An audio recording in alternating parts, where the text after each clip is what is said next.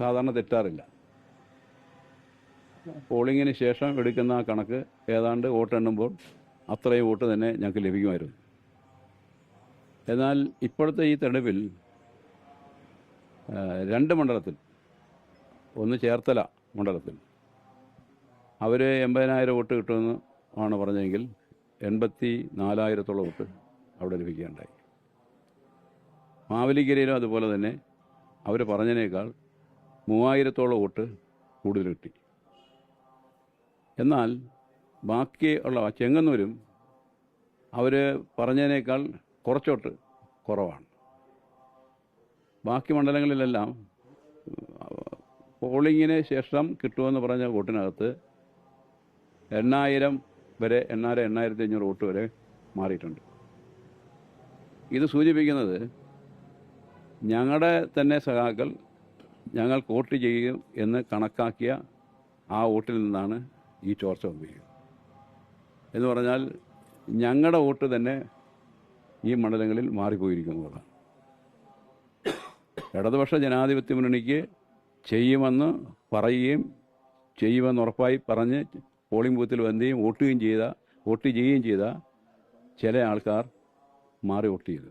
ഒരു മണ്ഡലത്തിൽ LDFന് ലഭിക്കേണ്ട 8,000 വോട്ട് നേരെ തിരിച്ച് UDFിലേക്കാണ് പോകുന്നതെങ്കിൽ പരാജയപ്പെടാൻ വേറെ കാര്യമൊന്നും വേണ്ടല്ലോ.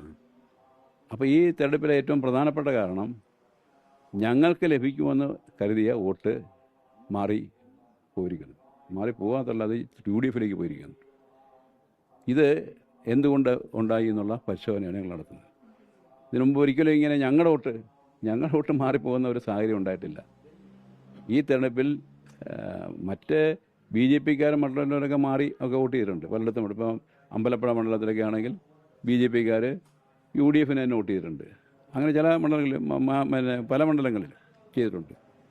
അതെല്ലാം സാധാരണ ഉണ്ടാകാറുള്ള ഒന്നാണ്. പക്ഷേ ഇത്തവണ വന്ന ഈ ഒരു കുറവാണ് ഞങ്ങൾക്ക് വന്നിട്ടുള്ള തിരിച്ചടിക്ക് പ്രധാന കാരണം. ഇത് എന്തുകൊണ്ട് എന്നുള്ളത് വസ്തുതാപരമായി പരിശോധിക്കുക എന്നുള്ളതാണ്. പരിശോധിച്ച് തിരുത്തേണ്ട കാര്യങ്ങൾ തിരുത്തുക എന്നുള്ളതാണ്. തിരുത്തേണ്ടി വരും. അതിലെ പാർട്ടിക്കകത്ത് എന്തെങ്കിലും പ്രശ്നമുണ്ടോ? പാർട്ടിയുടെ ഏതെങ്കിലും ഇടപെടൽ, ജനങ്ങളുമായിട്ടുള്ള ഇടപെടൽ എന്തെങ്കിലും പ്രശ്നമുണ്ടോ? അല്ലെങ്കിൽ ജനകീയ പ്രശ്നങ്ങൾ കൈകാര്യം ചെയ്തതിൽ എന്തെങ്കിലും പ്രശ്നം പറ്റിയിട്ടുണ്ടോ? എന്തുകൊണ്ടാണ് ഇങ്ങനെ ഒരു സാഹചര്യം വന്നത് എന്നുള്ള സംബന്ധിച്ച് വളരെ വസ്തുനിഷ്ഠമായി വളരെ കൃത്യമായിട്ട് പരിശോധിക്കുകയും ആ പരിശോധിച്ചിട്ട് ആവശ്യമായി തിരുത്തൽ വരുത്തുകയും വേണം. കമ്മ്യൂണിസ്റ്റ് പാർട്ടിക്ക് സംബന്ധിച്ചിടത്തോളം ഇനി തിരുത്തൽ വരുത്തണം, ഈ ആവശ്യമായി തിരുത്തൽ വരുത്തണം. ഞങ്ങൾ തെറ്റുതിരുത്തൽ പ്രക്രിയ ഞങ്ങൾ ആരംഭിച്ചുവെങ്കിലും അത് പൂർണ്ണതയിലേക്ക് കൊണ്ടുവരാൻ കഴിഞ്ഞിരുന്നില്ല. അതിൻ്റേതായ പ്രശ്നങ്ങളുണ്ട്. അതടക്കമുള്ള കാര്യങ്ങൾ വിവരവുമായി ഞങ്ങൾ പരിശോധിക്കുകയും ആവശ്യമായ തിരുത്തൽ നടത്തി തുടർന്നും ജനങ്ങളുടെ പ്രശ്നങ്ങൾ ഏറ്റെടുത്തുകൊണ്ടുള്ള പ്രക്ഷോഭ സമരങ്ങളും പോരാട്ടങ്ങളും സംഘടിപ്പിച്ച് ഞങ്ങൾ മുന്നോട്ട് പോകും. അതിനുവേണ്ടിയുള്ള പ്രവർത്തനത്തോടെ നീങ്ങും.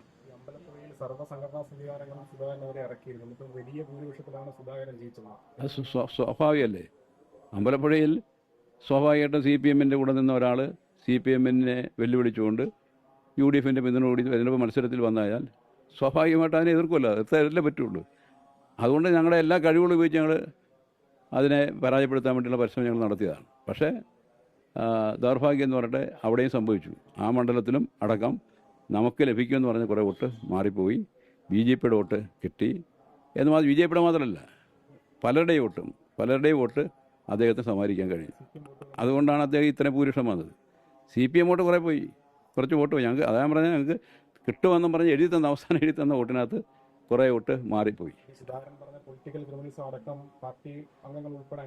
ഞാൻ പറഞ്ഞ പൊളിറ്റിക്കൽ ക്രിമിനൽസ് എന്താ? ക്രിമിനൽസ് എന്ന് പറയുന്നത് എന്താ? പൊളിറ്റിക്കൽ ക്രിമിനൽസ് കാണുമായിരിക്കും. കമ്മ്യൂണിസ്റ്റ് പാർട്ടിക്കകത്ത് അങ്ങനെ ക്രിമിനലുകൾക്ക് നിൽക്കാനൊക്കെ പോകുന്നു. അതൊക്കെ വെറുതെ ചുമ്മാതെ പറയുന്നത്. ക്രിമിനലുകൾ ആരാണ് ക്രിമിനലുകൾ? കമ്മ്യൂണിസ്റ്റ് പാർട്ടിയിൽ അദ്ദേഹം ഇവിടെ നിന്നപ്പം, ആലപ്പുഴയിൽ നിന്ന സമയത്ത് അദ്ദേഹം കൊണ്ടുവന്നിട്ടുള്ള ആൾക്കാരാണ് മുഴുവൻ പേരും. അവരൊക്കെ ക്രിമിനലാണെന്ന് പുള്ളി പറഞ്ഞു കഴിഞ്ഞാൽ ആ ക്രിമിനലുകളെ കൊണ്ടുവന്നതിന് ഉത്തരവാദിത്തമില്ലേ? ക്രിമിനലുകളെ പാർട്ടിയിലേക്ക് കൊണ്ടുവന്നതിന് പുള്ളി പറയുന്ന ക്രിമിനലുകളെല്ലാം എന്ന് വെച്ചാൽ പുള്ളി ഇവിടെ നിന്നപ്പോഴത്തേക്ക് പാർട്ടിയിൽ വന്ന ആൾക്കാരാണ്, മനസ്സിലല്ലേ? അപ്പോൾ അവരെല്ലാം ക്രിമിനലുകളാണ് എന്ന് അദ്ദേഹം പറയുന്നെങ്കിൽ അതിന് ഉത്തരവാദിത്വം പുള്ളിക്ക് തന്നെയാണ്. ഈ പാർട്ടിയിലേക്ക് ക്രിമിനലുകളെ കൊണ്ടുവന്നതിൻ്റെ പൂർണ്ണ ഉത്തരവാദിത്വം അത് തന്നെയാണ്. അത് എന്താണെന്ന് വെച്ചാൽ അദ്ദേഹത്തിൻ്റെ പാർട്ടിയോടുള്ള കൂറതായിരുന്നു. പാർട്ടിയെ സ്നേഹിക്കുന്ന ആളാണെങ്കിൽ ക്രിമിനൽ കടന്നു വരുന്നത് തടയുമല്ലോ. ക്രിമിനലുകൾ വരുന്നത് തടയും. അങ്ങനെ ക്രിമിനൽ വന്നു കഴിഞ്ഞാൽ അവർ തിരുത്താൻ വേണ്ടി ശ്രമിക്കുകയല്ലേ ചെയ്യേണ്ടത്. അത് അദ്ദേഹം ചെയ്തില്ലല്ലോ. അദ്ദേഹം കൊണ്ട് വേറെ അല്ലേ ഇത്ര കടത്ത ആൾ വരെ അദ്ദേഹം അല്ലേ ഈ ജില്ലയിലെ പാർട്ടിയുടെ നേതാവും. അദ്ദേഹത്തിൻ്റെ കാലത്ത് വന്നവരല്ല ഇതെല്ലാം. ഇപ്പോൾ ഈ 10 വർഷത്തിന് മുമ്പ് അദ്ദേഹം ഇവിടുത്തെ നേതാവായിരിക്കുന്ന സമയത്ത് പാർട്ടിയിൽ കൊണ്ടുവന്ന ആരല്ല ഈ ക്രിമിനൽ അദ്ദേഹം വിളിക്കുന്നത്. അപ്പോൾ അവർ ക്രിമിനലാണെങ്കിൽ അവരെ ക്രിമിനലാക്കിയെങ്കിൽ അതിന് ഉത്തരവാദിത്വം അദ്ദേഹത്തിന് തന്നെയാണ്. മനസ്സിലല്ലേ? എന്നിട്ട് അദ്ദേഹം വിളിച്ച് പറഞ്ഞിട്ട് എന്താ കാര്യം? ഒരു കാര്യമില്ല. പക്ഷേ ഞാൻ ജില്ലാ സെക്രട്ടറി ആയിട്ട് വന്നതിന് ശേഷം ഇങ്ങനെയുള്ള ടെൻഡൻസി ഉള്ള പരമാവധി ആൾക്കാരെ തിരുത്താൻ വേണ്ടി ഞാൻ ശ്രമിച്ചിട്ടുണ്ട്. അങ്ങനെ പുള്ളി കൊണ്ടുവന്ന ക്രിമിനലുകളെ പലതിനെയും ഞങ്ങൾ തിരുത്തി നല്ല കമ്മ്യൂണിസ്റ്റാക്കി ഞങ്ങൾ മാറ്റുകയാണ് ചെയ്തത്. ആ പ്രക്രിയ നടന്നുകൊണ്ടിരിക്കുകയാണ്. അപ്പോൾ അതുകൊണ്ട് അദ്ദേഹം പ്രതീക്ഷിക്കുന്ന പോലെ അദ്ദേഹം കൊണ്ടുവന്ന ക്രിമിനലുകളൊന്നും ഇപ്പോൾ ആ ക്രിമിനലായിട്ട് തുടരുന്നില്ല. അവരെല്ലാം തിരുത്തി കമ്മ്യൂണിസ്റ്റ് പാർട്ടി നല്ല രൂപത്തിൽ അവർ പ്രവർത്തിച്ചുകൊണ്ടിരിക്കുകയാണ്. ഒരു പ്രശ്നമില്ല. ഞാൻ പറഞ്ഞല്ലോ അവിടെ വേണ്ട രീതിയിലുള്ള ഒരു പ്രവർത്തനം നടന്നില്ല. തെരഞ്ഞെടുപ്പിന്റെ പ്രചരണ സമയത്ത് തന്നെ അത് പാർട്ടി നേതൃത്വത്തെ അറിയിച്ചിരുന്നു എന്ന് പ്രതിഭ പറയുന്നുണ്ട്. ചുമ്മാ അസംബന്ധ പറഞ്ഞു. തോറ്റു കഴിയുമ്പോൾ എന്തും വിളിച്ചു പറയുന്നു. അവിടുത്തെ ആളുകൾ നല്ലപോലെ പണിപ്പെട്ടതിന് ശേഷമാണ് പാർലമെൻറ്റ് തെരഞ്ഞെടുപ്പിൽ 3-ാം സ്ഥാനത്ത് പോയി. പാർലമെൻറ്റ് സ്ഥാനത്ത് ഇവരല്ല അവിടുത്തെ MLA. 10 വർഷമായിട്ട് അവിടെ MLA അല്ലേ. പാർലമെൻറ്റ് തെരഞ്ഞെടുപ്പിൽ എന്താ 3-ാം സ്ഥാനത്ത് പോയത്? കായംകുളം മണ്ഡലം. അത് ആരുടെ കുഴപ്പം കൊണ്ടാ? ആ 3-ാമത് പോയതിനൊത്തൊരു അത് അവർക്കില്ലേ. എന്നിട്ട് ഇപ്പം തോറ്റ് കഴിഞ്ഞപ്പോഴത്തേക്ക് വേറെ വർത്തമാനം പറയണം. അതൊക്കെ ശുദ്ധ അസംബന്ധമാണ്. അവിടെ തോറ്റെന്ന് വെച്ചാൽ കാര്യം ഇതാ. തോറ്റത് പത്തിയൂരായാലും ശരി, പിന്നെ ഇവിടെ ചെട്ടികുളങ്ങര ആയാലും ശരി, നഗരസഭയിലായാലും ശരി, അവിടെയൊക്കെ കുറവ് വന്നിട്ടുണ്ട്. കുറവ് വന്നെന്താ? നമുക്ക് LDFന് ചെയ്യുമെന്ന് പറഞ്ഞ് അവർ എഴുതി തന്ന വോട്ട് തന്നെ മാറി ചെയ്തിരിക്കുന്നു. ആ മാറ്റം എന്തുകൊണ്ടുണ്ടായി എന്നുള്ളതാണ്. ആരോടുള്ള പ്രതിഷേധമാണ്? പാർട്ടിയോടുള്ള പ്രതിഷേധമാണോ? ഈ സ്ഥാനാർത്ഥിയോടുള്ള പ്രതിഷേധമാണോ? അത് അങ്ങനെയാണ് സംഭവിച്ചത്. ആ പ്രതിഷേധ വോട്ട് പോയത്. ഇത് സംബന്ധിച്ച് ഞങ്ങൾ പരിശോധിക്കുന്നത്. അത് പരിശോധിച്ചിട്ട് പറയാം. വാട്സാപ്പ് ഗ്രൂപ്പുകളിലൊക്കെ വലിയ തോതിൽ പ്രചരണം ഉണ്ട്. അതുപോലെ തന്നെ സൈബർ ഗ്രൂപ്പുകളിലൊക്കെ നടക്കുന്നുണ്ട്. നോട്ടീസ് വിതരണം ചെയ്തില്ല, ബൂത്തിലിരിക്കാൻ ആളില്ലായിരുന്നു, അനൗൺസ്മെന്റ് വാഹനം ചെന്നില്ല. നിങ്ങൾക്കറിയാലോ കായംകുളത്ത് കഴിഞ്ഞ കുറേ നാളുകളായിട്ട് ഇങ്ങനെ ഈ സോഷ്യൽ മീഡിയയിലൂടെ ഇങ്ങനെ ആളുകളെ മോശപ്പെടുത്തുന്ന പണി ചെയ്യുന്ന കുറേ സെറ്റ് ആൾക്കാരുണ്ട് അവിടെ കായംകുളത്തുണ്ട്. അത് നിർത്തിയതാണ്. കഴിഞ്ഞ കുറേ നാളായിട്ട് അതില്ല. അത് അവസാനിച്ചാണ്. അതിപ്പോൾ ആരംഭിച്ചിരിക്കുന്നു. അത്രയേ ഉള്ളൂ. അത് വീണ്ടും ആരംഭിച്ചിരിക്കുന്നു. അത് അവസാനം. പാർട്ടിക്കകത്ത് ഒരു പ്രശ്നമില്ല. പാർട്ടിക്കകത്ത് വെളിയിൽ നിൽക്കുന്നവരാണ്. പാർട്ടിയിൽ നിന്ന് വെളിയിൽ നിൽക്കുന്ന ചില ആൾക്കാർ ഇപ്പോൾ ഇങ്ങനെ ഒരു സംഭവം വന്നു കഴിഞ്ഞാൽ എന്നാൽ പിന്നെ പാർട്ടിക്കകത്തുള്ളവൻ്റെയൊക്കെ കുഴപ്പം കൊണ്ടാണ് ഇത് തോറ്റതെന്ന് വരുത്തി തീർക്കാൻ വേണ്ടിയിട്ട് അവർ ഇടുന്ന ഒരു കാര്യങ്ങളെല്ലാം അപ്പോൾ അത് വേറൊന്നുമില്ല. വലിയ രീതിയിൽ കുറഞ്ഞു. SNDP ജനറൽ സെക്രട്ടറി കായംകുളത്ത് തനിക്കെതിരായ പ്രവർത്തനം നടത്തിയെന്നുള്ള ഒരു ആരോപണം കൂടി ഉയർത്തുന്നുണ്ട്. ഞാൻ പറഞ്ഞ അങ്ങനെ പ്രതിഭ SNDP അല്ലേ? അതെന്താ അവരാലോചിക്കേണ്ടത്? അവർ SNDPക്കാരെ അവർക്കെതിരായിട്ട് പ്രവർത്തിച്ചെങ്കിൽ അതെന്തുകൊണ്ടാണെന്നുള്ളത് അവരാ ചിന്തിക്കേണ്ടത്. അല്ല SNDPക്കാരുടെ കുഴപ്പമല്ല. വെള്ളാപ്പള്ളിയുടെ പ്രശ്നമൊന്നുമില്ല. വെള്ളാപ്പള്ളി പ്രവർത്തിച്ചു എന്നതല്ല. വെള്ളാപ്പള്ളി അങ്ങനെയാണ്. വെള്ളാപ്പള്ളി എവിടെ പരസ്യമായിട്ട് പോയി ഇങ്ങനെ പ്രവർത്തിച്ചിട്ടുള്ളത്? അതല്ല. പ്രതിഭ എങ്ങനെ പറയുമ്പോൾ പ്രതിഭ അവിടുത്തെ SNDPയുടെ അല്ലേ? ആ SNDPയുടെ വോട്ടല്ലേ മുഴുവൻ കിട്ടിയല്ലേ ഇത്തരം നാൾ 2 പ്രാവശ്യം ജയിച്ചാൽ അങ്ങനെയല്ലേ? ആ മണ്ഡലത്തിൽ ഏറ്റവും കൂടുതൽ SNDPക്കാരാണ്. ആ SNDPക്കാർ വോട്ട് ചെയ്ത് തന്നെയാണ് പ്രതിഭ 2 പ്രാവശ്യം ജയിച്ചത്. ഈ പ്രാവശ്യം ആ SNDPക്കാർ മാറി വോട്ട് ചെയ്തിട്ടുണ്ടെങ്കിൽ ഉണ്ടെന്ന് എനിക്കറിയാൻ പാടില്ല. ഉണ്ടെന്ന് അവർ പറഞ്ഞിട്ടുണ്ടെങ്കിൽ എന്തുകൊണ്ടാണെന്ന് അവരാ പരിശോധിക്കേണ്ടത്.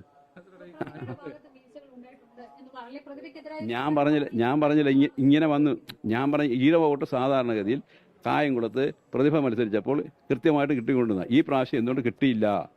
എന്താ അവരുമായിട്ട് വല്ല പ്രശ്നമുണ്ടോ? അവർക്ക് എന്താ പ്രതിഭയോട് ദേഷ്യം വരാൻ കാര്യം? അവർ വോട്ട് ചെയ്തവരാണല്ലോ. കഴിഞ്ഞ 2 പ്രാവശ്യം വോട്ട് ചെയ്തുകൊണ്ടാണ് ജയിച്ചത്. ഈ പ്രാവശ്യം വോട്ട് ചെയ്യാൻ കഴിയാമെന്ന് എന്തുകൊണ്ടാണ് എന്നുള്ള കാര്യം അവരാ പരിശോധിക്കേണ്ടത്.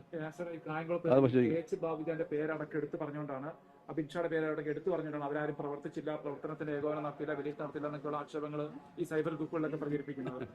അവരല്ല പിന്നെ ആരാ അവിടെ പ്രവർത്തിച്ചത്? അവിടുത്തെ മണ്ഡലം കമ്മിറ്റി സെക്രട്ടറി ആയിട്ട് ബാബുജൻ നിറഞ്ഞു പ്രവർത്തിക്കുകയല്ലേ. വേറെ അയാൾ സ്റ്റേറ്റ് കമ്മിറ്റി മെമ്പർ. അയാൾ വേറെ എങ്ങും പോയില്ല. പോയാണ്ട് കായംകുളം മണ്ഡലം പിടിച്ചെടുക്കണം എന്നുള്ള തീരുമാനത്തിനുകൂടി പാർട്ടി പ്രത്യേകം ചുമതലപ്പെടുത്തിയ ബാബുജനെ ചുമതലപ്പെടുത്തി അയാൾ അവിടെ കേന്ദ്രീകരിച്ച് പ്രവർത്തിക്കുകയായിരുന്നു. അയാൾ ഏത് പ്രവർത്തനത്തിലാണ് വീഴ്ച വരുത്തിയത്? അമിത്ഷാ സെക്രട്ടറി ആണ്. അമിത്ഷായും നല്ല രൂപത്തിൽ പ്രവർത്തിച്ചു. അവരെല്ലാവരും വേറെ പ്രവർത്തിച്ചാരാ? ആ മണ്ഡലത്തിൽ പ്രവർത്തിച്ചാരാണ്? ഇവർ രണ്ടുപേരും അല്ലേ?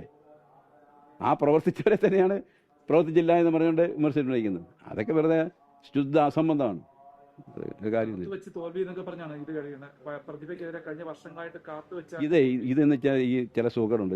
തോറ്റ് കഴിയുമ്പോണ്ടല്ലോ, തോറ്റ് കഴിയുമ്പം തൻ്റെ കുഴപ്പം കൊണ്ടൊന്നല്ല തോറ്റത്, വേറെ ആരുടെയൊക്കെ കുഴപ്പം കൊണ്ടാണ് തോറ്റതെന്ന് വരുത്തി തീർക്കുക എന്നുള്ളത് പണ്ട് മൂലം ഉണ്ട്. അത് ഈ ജി സുധാകരൻ ഉണ്ടാക്കി വെച്ചിട്ടുള്ള കാര്യമാണ്. പുള്ളി തോക്കുന്ന സമയത്തെല്ലാം പുള്ളിയുടെ കുഴപ്പം കൊണ്ടാണ് തോറ്റതെന്ന് പുള്ളി സമ്മതിക്കില്ല. വേറെ ആരെങ്കിലും ആണെന്ന് പറഞ്ഞിട്ട് പുള്ളിയോട് അവരെ നടപടിയെടുക്കുന്ന ഒരു രീതിയുണ്ട്. അങ്ങനെ ആക്കുക എന്നുള്ളതാണ്. അല്ല, ഇതൊന്നും ഇപ്പം നടക്കാൻ പോണില്ല. അതൊന്നും കാര്യം, അതൊക്കെ കാലം കഴിഞ്ഞു പോയി.